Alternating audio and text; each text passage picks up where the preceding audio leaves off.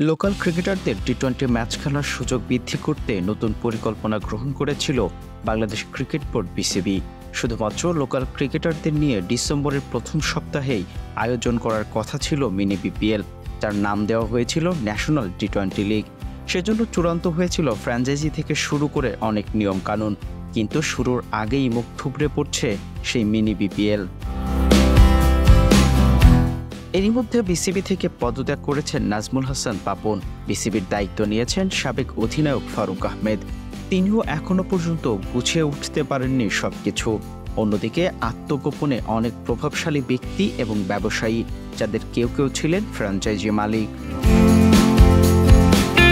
একদিকে অস্থির ক্রীড়াঙ্গনের স্বস্তি ফিরিয়ে আনতেই সময় পার করতে হচ্ছে সবাইকে, অন্যদিকে প্রভাবশালীরা আত্মগোপনে থাকায় ফ্র্যাঞ্চাইজি মালিক নিয়েও আছে সংশয়।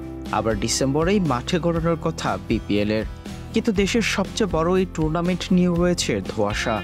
সব মিলিয়ে নতুন টি-20 টুর্নামেন্ট আলোর মুখ দেখার আগেই অন্ধকারে মিলিয়ে যাচ্ছে। নাজমুল সাগর, স্পোর্টস মিরর।